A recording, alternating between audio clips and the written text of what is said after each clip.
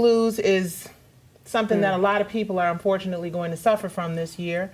And I would like to know more, Dr. May, on what we can do to prevent. Can you explain to us exactly what it is and what we can do to prevent it? Absolutely. I'm so excited to have this conversation, Nikki. And welcome. Ladies, listen, you guys are the best. Do you hear me? I'm loving this conversation. But I want to dive into this because it is so real. Because for so many of us, or for so many people, the holidays bring about excitement and festivity and joy.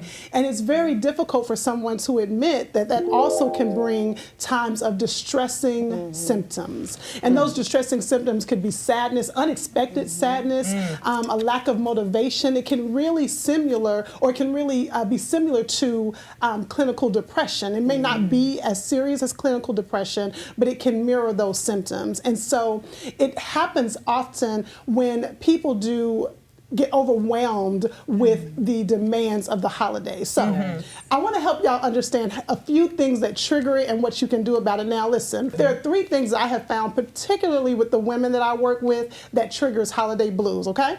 So the first one is, what I always tell my ladies is that you have to be careful about overextending yourself, okay? Can we go ahead and be careful about that? I always tell ladies this. Hear me, I want y'all to write this down. There is nothing selfish about self-care. Okay. Oh, can y'all go ahead and write it down? There's nothing selfish about self-care. And what we have to understand is that we have to get a PhD in ourselves, okay? So for me, I'm what you call an ambivert. I'm an extroverted personality and introverted at the same time. So I know, as much as I love my family and I want to be around them, I got to squeeze out some time that I can just be by myself. So that I'm not overextended. Another trigger is when we have unrealistic expectations, okay? Some of us are trying to do the holidays as good as our mama did it. She had the table laid out. She made sure everybody was straight. You might not be able to do it as good as mama did. So I want you to be careful about your expectations. Let me break that down to you. When we have certain expectations, now this is with every area of your life, not just holidays, but when you have these expectations, then you have your experience. When those 2 things don't match, this big gap occurs. And in that gap, that's when those feelings come up, sadness, frustration, maybe even anger. So you gotta be careful. You have to be careful about the expectations you have on yourself during the holidays. That's so good. All right. I want to ask something. First of all, Robin, thank you for being here, and that PhD in ourselves thing, I'm putting that in my phone, writing it down. I want to ask you a question because I have a friend of mine, and you're talking about the holiday blues, really how best to include them.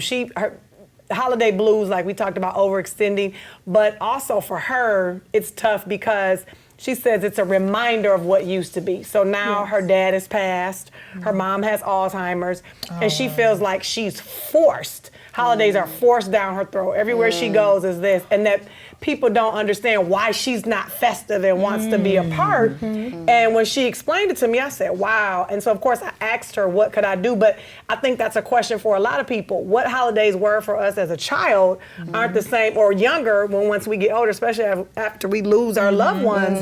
How best do we include somebody who may be at a different life phase when it comes to holidays and holiday depression, and they don't want to be festive. How do we, that's that coping with grief. How do we cope with grief, extend ourselves to them to help them cope better during the holidays? Okay, so a couple of things. So you loved the PhD in yourself, and if you get that, one of my sayings is this: freed women, free women.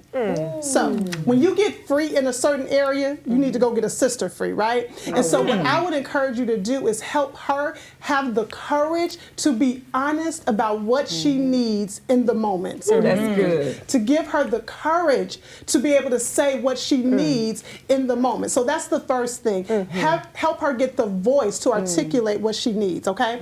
Then the second thing that I would encourage her to do is to come up with her set response. Now, y'all know if you've ever had a conversation, you're preparing to have a conversation with your man or with your boss. All of us, we practice what we're going to say before we say it. You have the whole conversation already. So I would help her to practice what her response is going to be when people are coming to her, wanting her to respond in a certain way. Go ahead and have your practice response that you give right away.